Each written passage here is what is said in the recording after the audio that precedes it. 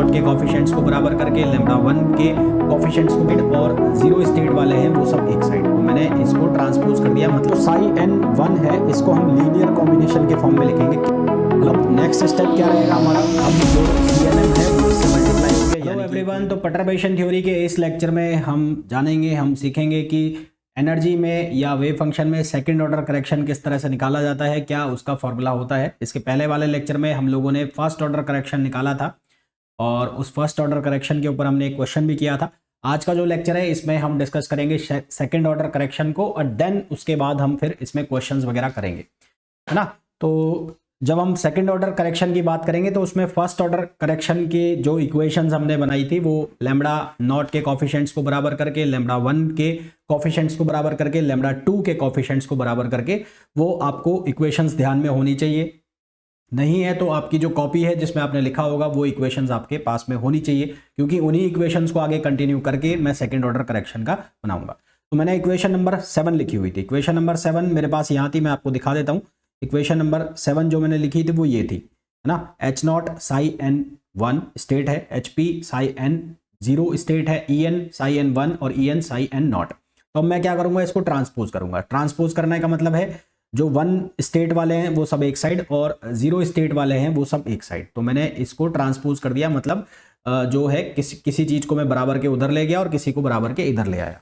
तो मैंने कहा कि जो 1 स्टेट वाले हैं उनको सबको मैं एक साइड कर दूंगा। तो साई एन 1 यहाँ H naught E N naught, यहाँ साई ई एन 1 प्लस, ये प्लस नहीं है, ये ऐसे है साई एन नॉट और minus H P psi N naught, इस तरह से मैंने लिख दिया। तो यहाँ से साई एन 1 कॉमन आ गया, तो यहाँ बच गया H naught minus E N naught, यहाँ पर बच जाएगा E N 1 minus H P और साई एन नॉट। इसको इक्वेशन नंबर हमने लिख दिया 10। अब जो साई एन 1 है इसको हम लीनियर कॉम्बिनेशन के फॉर्म में लिखेंगे। किसके लीनियर कॉम्बिनेशन के, साई एन नॉट के लीनियर कॉम्बिनेशन में, क्योंकि लीनियर ऑपरेटर का जो कॉन्सेप्ट है वो हम जानते हैं। तो उसके अकॉर्डिंगली हम एक फंक्शन को लीनियर ऑपरेशन में, लीनियर फॉर्म में हम लिख सकते हैं।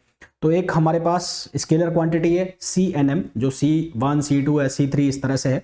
तो उस फॉर्म में मैंने साई एन 1 को लिख दिया। तो एल्जेब्रिक समेशन CNM और साई एम नॉट के फॉर्म में लिखना था, एन नॉट के में, ये एन है, एन है ना। तो ये एन है, एक मिनट रुकना। तो इसको मैंने लिख दिया एन के, तो साई एन नॉट के फॉर्म में, जहां एम और एन इक्वल नहीं है। अब मैं क्या करूंगा, ये जो वैल्यू है ये इक्वेशन को मैं 10 में सब्सटीट्यूट करूंगा। 10 में सब्सटीट्यूट करूंगा तो इसकी जगह क्या आ जाएगा, CNM साई एन नॉट, है ना, ये CNM साई एन नॉट। अब नेक्स्ट स्टेप क्या रहेगा हमारा, अब जो CNM है वो इससे मल्टीप्लाई हो गया, यानी कि ये पूरी की पूरी स्केलर क्वांटिटी हो गई। और यहां पर ये EN 1 स्टेट है, ये 1 स्टेट है, ये EN 1 है, माइनस एच पी और साई एन नॉट, इस तरह से लिख लिया।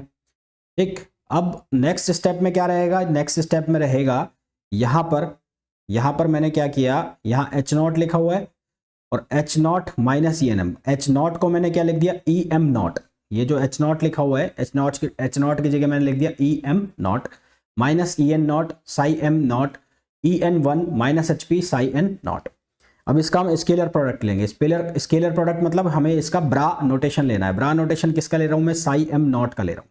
साई एम नॉट में किसको लिख रहा हूं, ये एन नॉट है, ये मैं एम नॉट लिख रहा हूं, इसको एन है, एन है, इसको एन कर लेना है ना, हर जगह एन कर लेना। तो साई एम नॉट के रेस्पेक्ट में, तो यहां से करेंगे तो ये इस तरह से बन जाएगा, ब्रा नोटेशन हो जाएगा। तो यहां पर एक बन गया, इस तरह से बन गया। तो जब ये ऐसा बन जाएगा तो ये नॉर्मलाइज हो गया, ये नॉर्मलाइज हो गया, नॉर्मलाइज होकर ये क्या वैल्यू देगा, 1। ये क्या वैल्यू देगा, नॉर्मलाइज हो गया। इसी तरह से यहाँ से EN1 बाहर आ जाएगा, पर ये 0 स्टेट है, ये 1 स्टेट है, तो ये ऑर्थोगोनल हो जाएगा। तो ये ऑर्थोगोनल हो जाएगा तो ये क्या दे देगा, 0। ये हो जाएगा ऑर्थोगोनल, तो ये दे देगा 0। इसी तरह से ये HP है, HP का मतलब है करेक्शन, तो इसको आप छेड़ोगे नहीं, मतलब कहीं आप इसको ऑर्थोगोनल और नॉर्मलाइज करने के चक्कर में हो तो इसको आप नहीं छेड़ोगे। तो यहाँ से ये वैल्यू आपकी 0 हो जानी है, ये वाली वैल्यू 0 हो जानी है, ये वाली वैल्यू 1 हो जानी है। ठीक, तो क्या बनेगा, CNM EM naught minus EN, ये 0 हो जाएगा, equals to minus psi M naught HP psi N 0। और यहाँ पर ये इसका डायरेक्ट नोटेशन है पूरा, देखो ये वैल्यू बच गई माइनस में। अब सिर्फ हमें CNM की वैल्यू चाहिए, तो इसका डिवाइड कर दोगे। अब यहाँ पर माइनस साइन हटाना है, तो इसको आप इंटरचेंज कर दोगे, यानी कि EN को पहले ले आओगे और EM को बाद में ले आओगे। तो ये आपके पास एक कांस्टेंट की वैल्यू आ गई जो CNM आप यूज कर रहे थे। अब ये जो है, so first order correction in wave function, put equation 12 in equation 11। तो ये इक्वेशन 12 हो गई, इसको हमें कहाँ सब्सटीट्यूट करना है, इक्वेशन 11 में। तो इक्वेशन 11 कौन सी है, ये वाली। तो यहाँ पर जब हम CNM की वैल्यू रखेंगे तो हमें किसकी वैल्यू मिल जाएगी, first order wave equation. First order wave equation हमें मिल जाएगी, और कहाँ से, करेक्शन कर, ये वैल्यू CNM की वैल्यू पुट करके। तो ये कहलाएगा फर्स्ट ऑर्डर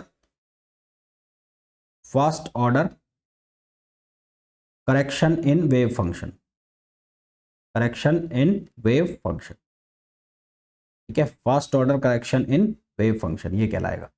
तो CNM की वैल्यू आपको याद रखनी पड़ेगी, आगे अगर आपको क्वेश्चंस वगैरह करने हैं तो ये वैल्यू आपको याद होनी चाहिए। अब इसके बाद ये वेव फंक्शन बन गया है, जो जैसा कि मैंने आपको बताया अभी। अब इक्वेशन 8 यूज करनी है। इक्वेशन 8 कौन सी थी, जो λ2 के जो कॉफिशिएंट्स थे उनके लिए आई थी इक्वेशन 8। अब जैसे हमने इस इक्वेशन में किया था, 1 स्टेट वाले एक साइड, 2 स्टेट वाले एक साइड, सेम कहानी हम यहाँ पर करेंगे। तो यहाँ पर भी जब हम सेम कहानी को रिपीट करेंगे, जब इक्वेशन 8 की मैं बात करूँगा, तो पहला तो हमने क्या लिख लिया, इक्वेशन 8 को लिख लिया एज इट इज। अब मैंने क्या किया, यहाँ पर इसको ट्रांसपोज किया तो HN psi n2। अब ये वाला जो E के हैं, E में कौन कौन से टर्म्स छोड़ दिए, बस इस वाले टर्म को, जो लास्ट का टर्म है वो यहाँ पर रखा LHS पे, RHS पे, बाकी सारे के सारे किधर आ गए, LHS पे आ गए। LHS पे आ गए तो इन दोनों से कॉमन निकलेगा, इसमें से और इसमें से कॉमन क्या निकलेगा, H0 minus EN0, H0 minus EN0 common निकल गया psi n2। और इन दोनों में से कॉमन निकलेगा, क्या कॉमन निकलेगा, HP माइनस EN1 और psi n1। तो एक psi n2 की स्टेट हो जाएगी, एक psi n1 की, और ये बराबर हो जाएगा किसके, psi n0 के। अब पुट करनी है वैल्यू psi n1 की। psi n1 की जो वैल्यू हमने इक्वेशन नंबर किस में लिखी हुई थी, 11 में, किसके बराबर थी, CNM psi n0। तो ये वैल्यू को हम यहाँ पर पुट कर देंगे। 1 की स्टेट कौन सी है, ये वाली। तो यहाँ पुट करेंगे, तो यहाँ पुट कर दोगे तो ये वैल्यू पुट हो गई। अब इसका स्केलर प्रोडक्ट कराना है psi n0 से। तो स्केलर प्रोडक्ट करा दिया, तो ये psi n ही है, ये वापस से मैं लिख रहा हूँ, इसको n कर लेना। तो यहाँ पर जब इसका स्केलर प्रोडक्ट करोगे तो ये तो नॉर्मलाइज होगा, और यहाँ पर क्या होगा, psi n2 है और यहाँ नॉट होगा, तो ये क्या हो जाएगा, ये ऑर्थोगोनल हो जाएगा। ये क्या हो जाएगा, ऑर्थोगोनल देगा ये वैल्यू, ठीक है साहब। ये कौन सी वैल्यू देगा, ऑर्थोगोनल, ये हो जाएगा ऑर्थोगोनल। और यहाँ पर ये नॉर्मलाइज हो जाएगा, नॉर्मलाइज होगा तो ये HP माइनस EN1 ये बाहर निकल जाएगा, है ना, HP माइनस EN1। तो यहाँ से जब इसको पूरे को सिंप्लीफाई कराओगे तो यहाँ से EN की वैल्यू आपको मिलेगी CNM psi m0 और HP, है ना। इसको पूरे को सिंप्लीफाई करेंगे जब हम, और इसको सिंप्लीफाई करके लाएंगे तो यहाँ पर मैं 1-2 स्टेप मैंने लिखे नहीं है, मैं बता देता हूँ आपको क्या करना है। यहाँ पर आप जब इसको सिंप्लीफाई करोगे तो आपको एक बार इसको HP के साथ लिखना है, एक बार इसको किसके साथ लिखना है, EN1 के साथ लिखना है। और जो EN1 वाला है वो क्या वैल्यू दे देगा, 0 वैल्यू दे देगा। यहाँ पर क्यों वैल्यू दे देगा 0, यहाँ पर वो वैल्यू दे देगा 0। और फिर उसके बाद आपके पास जो फाइनल इक्वेशन बन के आएगी वो ये इक्वेशन बन के आएगी, EN2 equals to CNM psi n0 HP psi m0, ये n है। अब CNM की वैल्यू हमारे पास है, तो वो CNM की वैल्यू जब हम सब्सटीट्यूट करेंगे तो हमारे पास कुछ इस तरह की इक्वेशन बनेगी। अब ये दोनों सेम वैल्यू दे रहे हैं तो ये किस में आ जाएंगे, स्क्वायर में। तो psi m0 HP psi n0 square upon EN0 minus EM0, तो ये कहलाएगा second order correction in energy. Numerical questions करने के लिए आपको जो करेक्शन के फॉर्मूला आया, चाहे वो फर्स्ट ऑर्डर करेक्शन आया एनर्जी का, चाहे वो सेकंड ऑर्डर करेक्शन आया, चाहे first order correction in wave equation आया, वो आपको याद रखने पड़ेंगे अगर आपको न्यूमेरिकल क्वेश्चन सॉल्व करने हैं तो। अब इसके आगे वाले जो लेक्चर होंगे उनमें हम इनके जो क्वेश्चंस हैं, जो क्वेश्चंस पूछे जाते हैं एग्जाम में, उनको हम सॉल्व करेंगे। और ये डेरिवेशन था, डेरिवेशन में मेनली आपको जो ये फॉर्मूलाज आए हैं इनको आपको याद रखना पड़ेगा। मिलते हैं नेक्स्ट लेक्चर में, till then thank you, bye bye.